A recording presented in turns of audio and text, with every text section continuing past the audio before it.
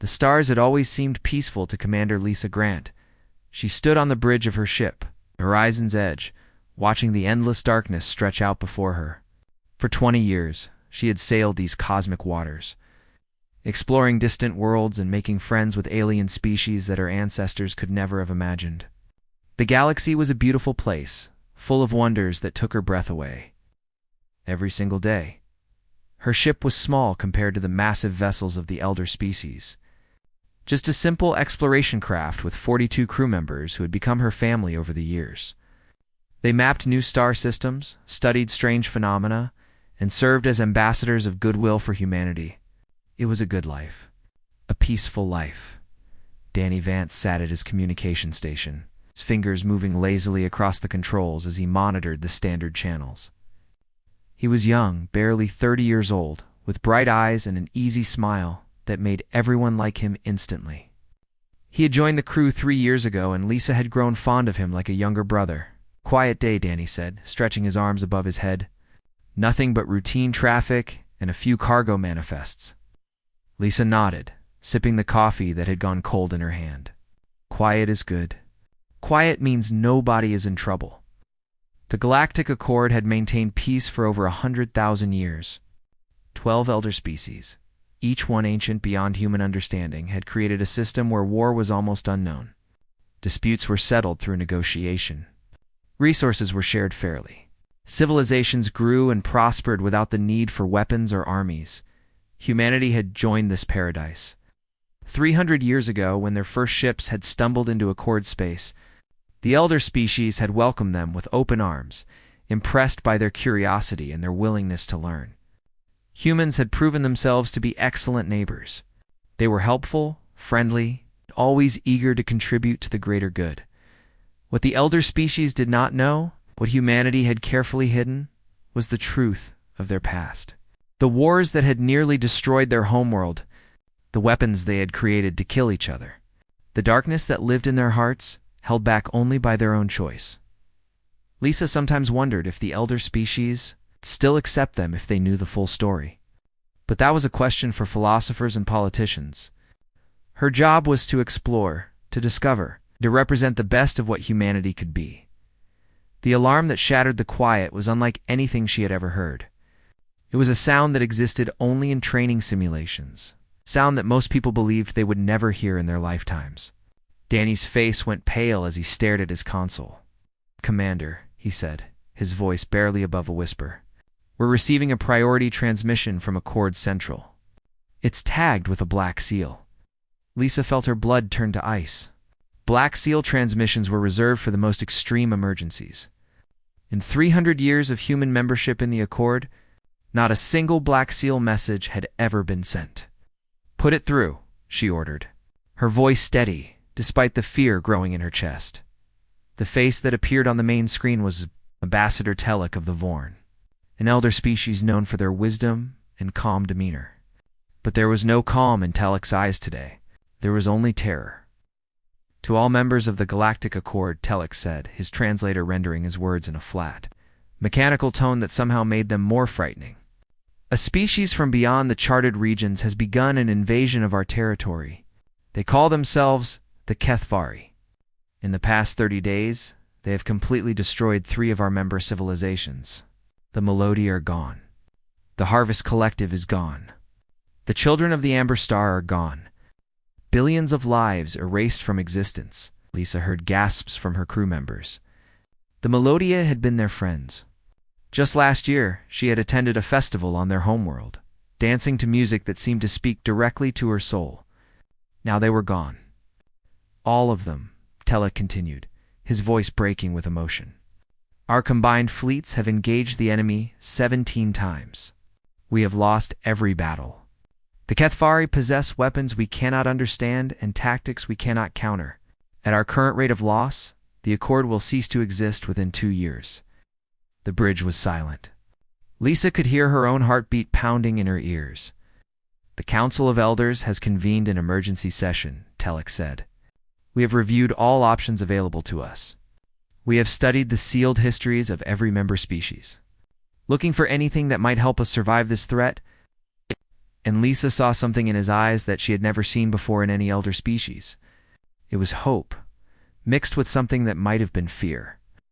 300 years ago, when humanity joined the Accord, they submitted their complete historical records as required by our laws. We read those records. We thought we understood what they meant. We believed that humanity had evolved beyond their violent past, that they had become truly peaceful. Lisa's hands gripped the armrests of her command chair so tightly that her knuckles turned white. She knew what was coming. "We now understand that we were wrong," Telek said. "Humanity did not evolve beyond violence. They chose to set it aside. They buried their weapons, their tactics, their warrior instincts, but they never destroyed them. They kept everything, waiting for a day they hoped would never come." The ambassador took a deep breath. "By unanimous vote of the Council of Elders, we are invoking Protocol 7 of the Human Admission Treaty. Authorization is hereby granted for end option protocols." Lisa closed her eyes. She had heard stories about Protocol 7 from her grandmother, who had heard them from her grandmother. It was supposed to be a myth, a legend, a story told to children to remind them of what they had once been. Telek spoke the final words of the transmission, words that would change the galaxy forever. "Release the humanity." The screen went dark. Lisa sat in silence for a long moment, feeling the weight of history pressing down on her shoulders. Around her, crew members exchanged confused glances. Most of them were too young to understand what they had just heard. Danny was the first to speak. "Commander, what does that mean? Release the humanity?"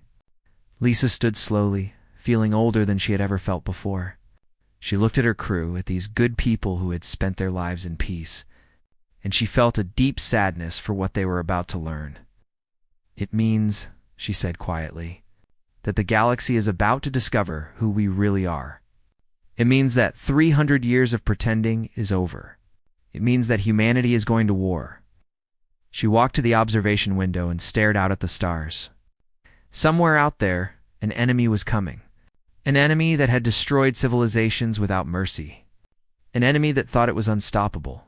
They had no idea what they had awakened. Lisa Grant had spent her whole life being peaceful, being kind, being the best of what humanity could be.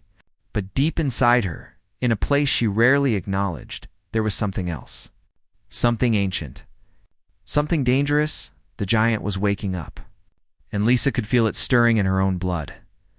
Admiral Kevin Cole had not slept in 3 days. He sat in the war room aboard Unity Station, surrounded by holographic displays that showed the slow death of everything he had sworn to protect. Red markers indicated enemy positions. Gray markers showed where civilizations used to exist before the Kethvari arrived. There were far too many gray markers. General Maria Santos stood beside him. Her arms crossed over her chest as she studied the tactical information. She was a small woman with sharp eyes and gray hair pulled back in a tight bun. In public, she ran the Human Peacekeeping Corps, a friendly organization that helped settle disputes and provided disaster relief. In private, she commanded forces that officially did not exist. Director Paul Kim occupied the third chair at the table. He was responsible for strategic operations, which most people believed was a boring department that handled logistics and supply chains. The truth was far more interesting. "The Council has authorized end option," Kevin said, breaking the silence that had stretched for several minutes. "They actually did it." "I never thought they would," Maria let out a long breath. They had no choice. 3 elder species gone in 30 days. The Kethvari are not here to negotiate. They are here to consume. "Do the elders understand what they have asked for?" Paul asked. His voice was calm, almost amused. "They have read our histories, yes? But reading about human warfare and experiencing it are very different things." Kevin nodded slowly. "They think they understand. They believe that we were once violent and that we might still remember some useful tactics. They have no idea of the truth. The truth was something that humanity had protected for 300 years. When they had first joined the Accord, they had faced a choice. They could reveal their full capabilities and risk being seen as a threat. Or they could hide what they truly were and earn the trust of their new neighbors. They had chosen to hide. The war fleets were dismantled, their components recycled into civilian vessels. The weapons research facilities were closed, their files sealed behind encryption that only a handful of people knew how to break. The soldiers and generals retired from service, taking jobs as teachers and farmers and artists, but nothing was ever destroyed. Maria pulled up a file on the holographic display. The words Project Lazarus glowed in soft blue light. Everything we put away, we cataloged. Every warship design, every weapons system, every tactical doctrine developed over 10,000 years of human conflict. It is all still there, stored in databases that the Accord does not even know exist. How long to bring it back? Kevin asked. Paul smiled, and there was something cold in that smile. The manufacturing systems can be converted in 48 hours. We hid them in plain sight, disguised as civilian factories. One small software update, and they will start producing things that would give the elder species nightmares. What about personnel? Maria asked. We cannot fight a war with civilians. That is where it gets interesting, Paul replied. He pulled up another display showing statistics and graphs. When we joined the Accord, we agreed to abandon our military traditions. No more armies. No more combat training. No more war games. He paused, letting the words sink in. So we changed the names. Combat training became competitive sports. Tactical education became strategic gaming. War simulations became entertainment software. For 300 years, every human child has been learning how to fight without ever knowing that is what they were doing. Kevin stared at the data. Are you telling me that our entire population has been secretly trained for war? Not secretly, Paul said. Openly. We just called it something else. The average human teenager has spent thousands of hours practicing decision-making under pressure, resource management, team coordination, and strategic thinking. They think they were playing games. They were actually preparing for this moment. Maria shook her head slowly. The muscle memory of war never left us. We just dressed it up in different clothes. Kevin stood and walked to the window. Outside, he could see the stars that humanity had called home for 3 centuries. Peaceful stars. Safe stars. Stars that were now threatened by an enemy that believed nothing could stop them. Send the activation codes, he said quietly. Wake up the sleeping giant. Paul nodded and began typing commands into his console. Across 17 star systems, encrypted messages began flowing through channels that had been silent for generations. Hidden systems came online. Sealed databases opened. People who had lived their entire lives in peace suddenly found themselves remembering skills they never knew they had. Maria watched the process with a mixture of pride and sadness. The Kethvari have conquered hundreds of civilizations, she said. They have never lost a war. They believe they are invincible. They have never fought humans, Kevin replied. No, they have fought the peaceful humans, the kind humans, the humans who chose to be good neighbors. Maria turned to face him, and her eyes were hard as stone. They have not yet met the other humans, the ones we buried, the ones who built weapons capable of destroying planets, the ones who survived ice ages and plagues and wars that killed billions, the ones who looked at the void of space and decided to conquer it. Kevin nodded. Then let us introduce them. On the display, the status indicators began changing. Factories that had produced civilian goods for centuries suddenly shifted their production lines. Scientists who had studied theoretical physics quietly began working on very practical applications. Athletes and gamers found themselves receiving notifications that their skills were needed for something more important than entertainment. The transformation was quiet at first. There were no dramatic announcements, no public declarations of war. Humanity simply began to change. Like a person waking from a long sleep and remembering who they truly were, Paul looked up from his console. The first wave of conversions is complete. We will have functional warships within 72 hours. The elder species will not believe their eyes. Kevin allowed himself a small smile. The elder species maintained peace for 100,000 years. They forgot what war looks like. They forgot that some species are not peaceful by nature. They forgot that the universe can be cruel and unforgiving. He turned back to the window, watching the stars. We never forgot. We just chose to be better. We chose peace and kindness and cooperation. We chose to raise our children in a galaxy without war. But choosing to be peaceful is not the same as being unable to fight. Maria joined him at the window. The HFY made a mistake. They thought they were attacking the Accord. They thought humanity was just another peaceful species, soft and weak and ready to be conquered. She put her hand on the glass, as if reaching out to touch the distant stars. They were wrong. They did not attack the Accord. They attacked our friends. They killed our friends. And now they are going to learn something that the galaxy forgot a long time ago. Kevin waited for her to continue. Humanity does not forgive, Maria said softly, and humanity never forgets. The message arrived at exactly midnight, local time, on every human world across 17 star systems. It appeared on personal devices, work terminals, public displays, and private screens. There was no sound, no alarm, just simple words in plain text that every human citizen received at the same moment. An option activated. Remember who you are. On the colony world of New Austin, a school teacher named Greg Palmer was grading papers when the message appeared on his tablet. He stared at the words for a long moment, feeling something stirred deep inside his chest. It was a feeling he did not recognize at first, something that had been sleeping for so long that he had forgotten it existed. He set down his pen and walked to the closet in his bedroom. Behind the winter coats and old boxes, there was a case that he had not opened in decades. His hands trembled slightly as he entered the code. The lock clicked open, and inside he found a uniform. Dark fabric with silver trim. The insignia of a tactical operations specialist. Greg had worn this uniform 30 years ago. During what everyone called advanced training exercises, he had told himself they were just games, just simulations, just ways to stay sharp. Now he understood the truth. They had never stopped preparing for war. They had just convinced themselves they were doing something else.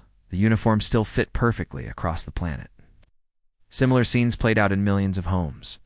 People opened cases they had forgotten about.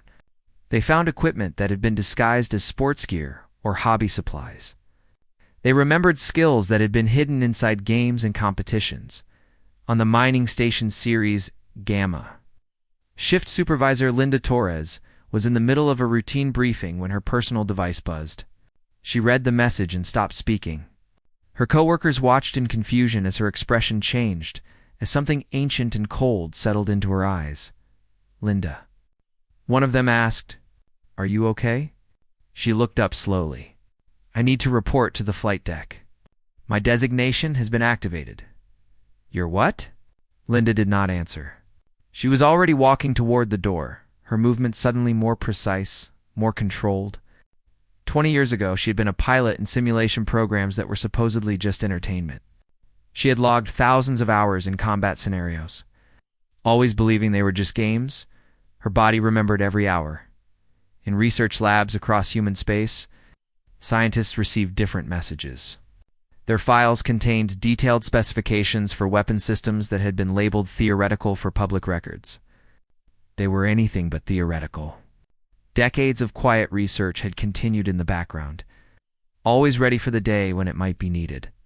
Dr. Carol Webb had spent her career studying energy physics for civilian applications. At least that was what her official biography said. The truth was that every discovery she made had two applications, one for peace and one for war. She had always known this, deep down, but she had never allowed herself to think about it directly. Now she thought about it. Now she remembered the weapons designs she had accidentally created while working on power systems. Now she understood why her research had always received such generous funding. She picked up her tablet and began reviewing the sealed files. Within hours, her laboratory would be producing things that the HFY could not imagine. The elder species of the Accord watched these changes with growing confusion. Ambassador Telek of the Vorn had requested permission to observe the human mobilization, and what he saw disturbed him deeply. He had expected something dramatic. Military parades, perhaps, or emotional speeches. Instead, he watched humanity transform in near silence. Factories shifted production without fanfare. Citizens reported 2 new assignments without complaint. Ships were retrofitted with weapons that seemed to appear from nowhere. How is this possible? Telek asked his aide, a young Vorn named Selek, who had studied human history. They have been peaceful for 300 years. How can they mobilize so quickly? Selek chose his words carefully. Ambassador, I believe we made an error in our understanding of humans. We thought they had become peaceful. We thought they had abandoned their warrior nature. Had they not? They had chosen to be peaceful, Selek said.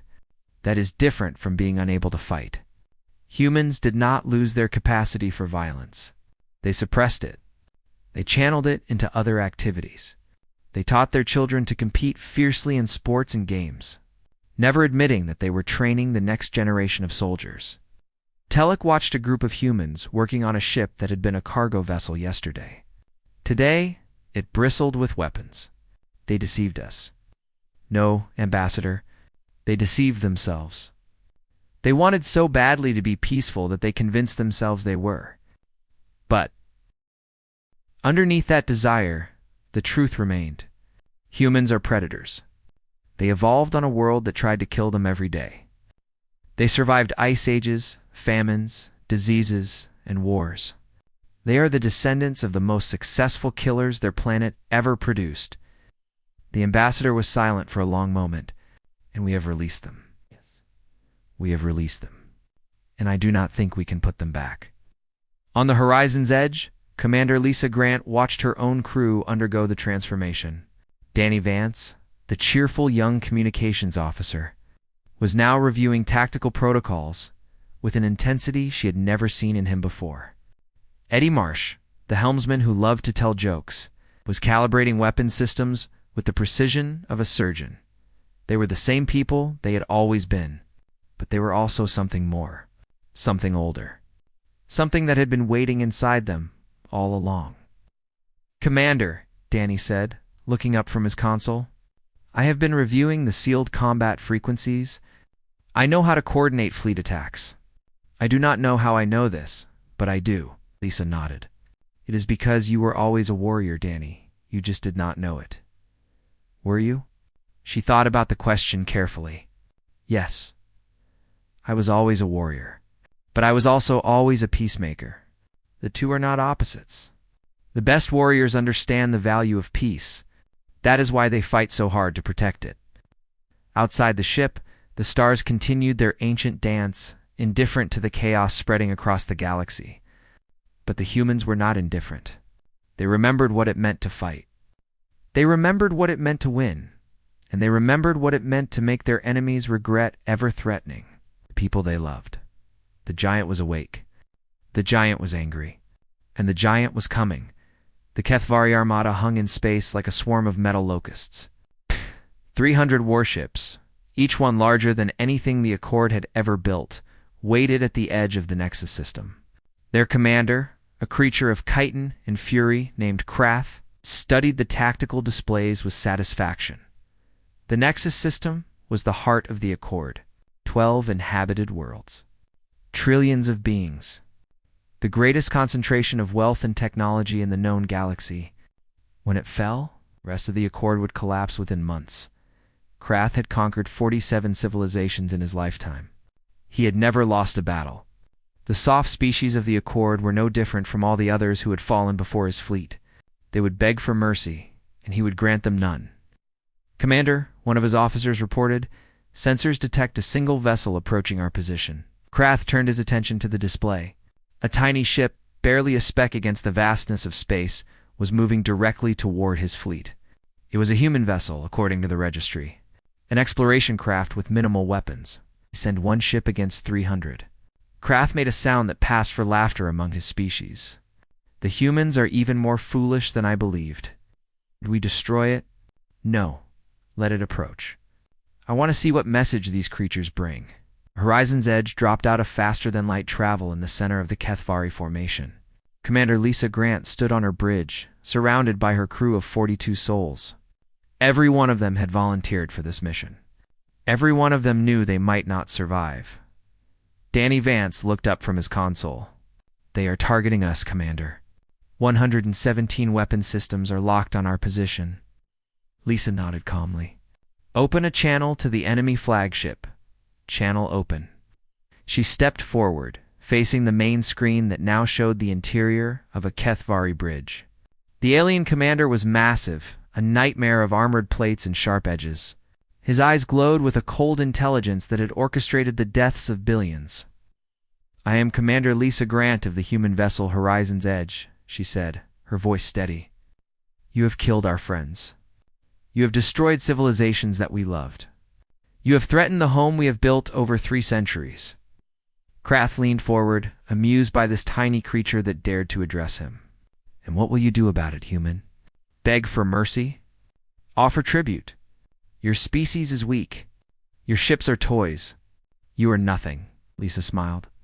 It was not a friendly smile. I am here to deliver a message. The Galactic Accord has authorized end option protocols. Humanity has been released from its restrictions. You wanted war with the Accord. Instead, you have awakened something far worse. Awakened what? Us. She turned to Danny. Send the signal. Behind the horizon's edge, space itself seemed to tear open. Ships emerged from faster-than-light travel, one after another, filling the void with metal and fire. Human warships, 5,000 of them. Each one bristling with weapons that had not existed 7 days ago. The tactical display on Krath's bridge exploded with warnings. His officers scrambled to make sense of what they were seeing. Where had these ships come from? How had the humans built a fleet of this size without anyone noticing? Lisa watched the enemy commander's expression change from amusement to confusion to something that might have been fear. You have conquered 47 civilizations, she said. You have never faced one that fought back with everything it had. You have never faced a species that spent 10,000 years perfecting the art of killing. She leaned closer to the screen. You have never faced humans. The battle began. Eddie Marsh threw the Horizon's Edge into a spinning dive that would have killed any other crew. But this was not any other crew. These were humans, descendants of warriors who had learned to fight in conditions that should have been impossible. Their bodies adapted. Their minds calculated. Their instincts guided them through maneuvers that the HFY could not predict. Lisa watched the tactical display as her fleet engaged the enemy. Human ships moved in patterns that seemed chaotic but were actually precisely coordinated. They anticipated enemy fire before it was launched. They exploited weaknesses that the HFY did not know they had. The first HFY warship exploded in a flash of light. Then another. Then 3 more. Krath screamed orders at his officers, but nothing they did seemed to work. The humans were everywhere, striking from impossible angles, disappearing before counterattacks could land. Their weapons carved through HFY armor like it was paper. How are they doing this? Krath demanded. These are the peaceful humans. The weak ones. The species that abandoned warfare. On the horizon's edge, Lisa heard his transmission over the open channel. She answered him. We did not abandon warfare. We chose to set it aside. We chose peace because we understood the alternative. We raised our children in safety because we knew what it meant to raise them in blood. We became good neighbors because we remembered what it was like to be terrible enemies. She paused as another HFY ship broke apart on the tactical display. You made us remember. You made us choose again. And we chose to fight. The battle raged for 6 hours. When it was over, 219 HFY ships were debris floating in the void. The rest were fleeing, their faster-than-light drives pushing them toward the edge of the system. The human fleet had lost 37 vessels. Each loss was felt deeply. Each crew mourned as heroes. But the victory was undeniable. Lisa watched the enemy retreat, feeling exhaustion settle into her bones. Around her, her crew worked in focused silence. Professionals who had discovered abilities they never knew they possessed. Danny looked up from his console. Admiral Cole is on the command channel, Commander. He wants to speak with you. Lisa activated the connection. Kevin Cole's face appeared on her screen, tired but triumphant. Commander Grant, outstanding work. You have just won the first human military victory in 300 years. It's the first of many, Admiral. The Kethvari will not stop because of one defeat. No, they will not. Which is why we need you too. Lead the counteroffensive. You have proven yourself today. The fleet needs commanders who understand what we are capable of. Lisa thought about the peaceful life she had lived before this day. The exploration missions, the diplomatic visits, the quiet satisfaction of helping rather than hurting. That life was over now. The galaxy had changed, and humanity had changed with it. I will do what is necessary, she said. Whatever it takes to protect our home. Kevin nodded. That is all any of us can do. Welcome back to the war, Commander. Humanity is counting on you. The channel closed. Lisa turned to face her crew, these people who had followed her into impossible danger and emerged victorious. Get some rest, she ordered. Tomorrow, we take the fight to them. The giant was awake. The giant had won its first battle, and the giant was just getting started. 3 years had passed since the day humanity was released. 3 years of battles, of victories, of losses that cut deep into the hearts of everyone who survived. The war had spread across 1,000 star systems, touching worlds that had known peace for centuries. Admiral Kevin Cole sat at a table in a neutral station, waiting for the enemy delegation to arrive. His uniform bore marks of rank that had not existed when this war began. His face showed lines of exhaustion that would never fully fade. He had sent good people to die in the name of survival, and that weight would stay with him forever. The door opened, and the Kethvari commander entered. Krath, the same creature who had dismissed humanity as weak and foolish 3 years ago, walked slowly to the opposite side of the table. His armor was scarred from battles he had barely survived. His eyes had lost their arrogant glow. Behind him came other Kethvari leaders, the remnants of a military that had once seemed invincible. Their invasion force was shattered. Their homeworlds were surrounded by human fleets. Their population faced extinction if the war continued. They had come to ask for peace. Krath sat down heavily, his massive form making the chair creak under his weight. He stared at Kevin for a long moment before speaking. How? The word came out harsh, bitter, confused. How did you hide what you are for so long? We studied your species. We read your records. We saw peaceful explorers, friendly diplomats, gentle neighbors. We saw no threat. Kevin considered the question carefully. He thought about Lisa Grant, now an admiral herself, commanding the fleet that held the Kethvari homeworld at gunpoint. He thought about Danny Vance, who had become one of the most brilliant tactical minds humanity had ever produced. He thought about all the ordinary people who had discovered extraordinary abilities within themselves. We did not hide what we are, Kevin said finally. We became something different. For 300 years, we chose peace. We raised our children in peace. We built our entire society around the idea that cooperation was better than conflict. That was not a deception. That was who we genuinely wanted to be. But you were capable of this. Krath gestured vaguely at everything around them.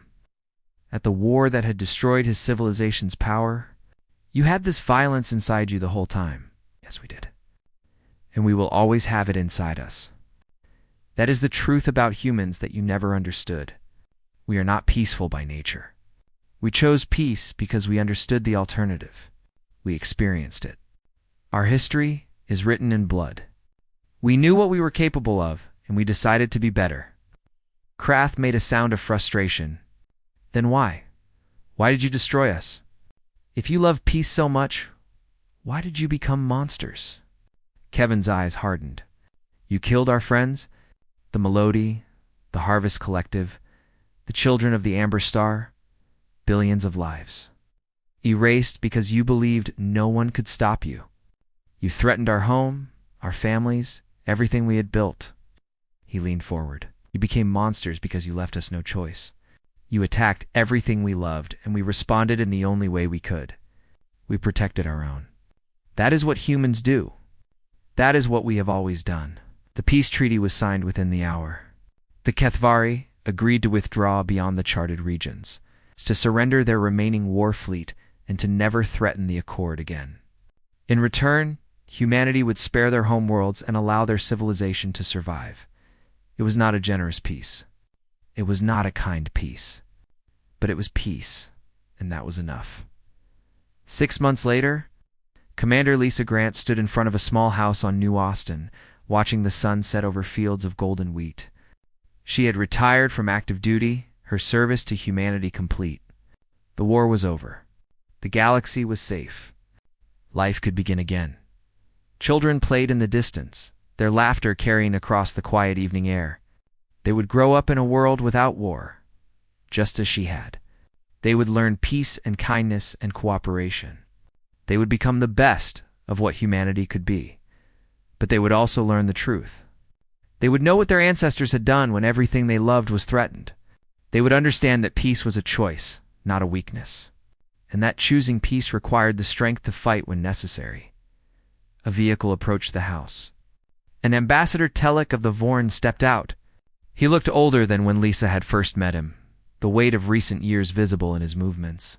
He walked slowly toward her and stopped a few feet away. "Admiral Grant," he said, "or should I say Commander. I understand you have retired." "Just Lisa now," she replied. "I am done with titles." Telek nodded. "I came to offer you something. The Council of Elders has voted to admit humanity to our ranks. Full membership, equal voice, recognition of everything you have done for the Accord. You would be the first human to sit among us." Lisa looked at him for a long moment. She thought about everything that had happened, everything she had seen, everything she had done. She thought about the person she had been before the war, and the person she had become. "Thank you," she said, "but I think humanity needs to decline that offer." Telek's expression showed surprise. "Decline? After everything you have accomplished? We spent 300 years trying to be peaceful. We spent 3 years proving we had not forgotten how to be dangerous. Now we need to find the balance between those two things. We are not ready to be elders, Ambassador. We are still figuring out who we are." She turned back to watch the sunset. "We will be here, raising our children, building our homes, living our lives. We will be the quiet neighbors who keep to themselves. We will trade with the Accord, cooperate with the Accord, support the Accord in every way we can." Telek studied her carefully. "And if another threat emerges? If another species decides to do what the Kethvari attempted?" Lisa smiled, and there was warmth in that smile, but also something deeper. Something that remembered the battles, the losses, the terrible choices that war demanded. "How they know?" "Then you know where to find us. All you have to do is ask." She paused, watching the last light fade from the sky. "The giant sleeps, Ambassador. We prefer it that way. We like the peace, the quiet, the simple pleasures of a life without war. We want our children to grow up believing that violence is a last resort, not a first response. But we never truly forget what we are. We never destroy the weapons, never abandon the training, never lose the instincts that kept our ancestors alive through 10,000 years of struggle. We keep it all buried deep, waiting for a day we hope will never come." She looked at him directly. "Because the universe is dangerous, Ambassador. It does not care about peace or kindness or good intentions. Sometimes the only way to protect the things you love is to become something terrible. We understand that. We accept that, and we are always ready for that." Telek was silent for a long moment. Then he bowed his head in respect. "I think I finally understand humanity," he said quietly. "You are not a peaceful species that learned to fight. You are a dangerous species that chooses to be peaceful. That is far more impressive." Lisa nodded. "We like to think so." She watched him return to his vehicle, watched him fly away into the darkening sky. Then she went inside, where a simple meal waited and a quiet evening stretched ahead. The war was over. The giant slept. But somewhere in the darkness between stars, humanity waited, ready to wake again, ready to fight again, ready to protect everything they loved no matter the cost, because that was what humans did. That was what they had always done, and that was what they would always do.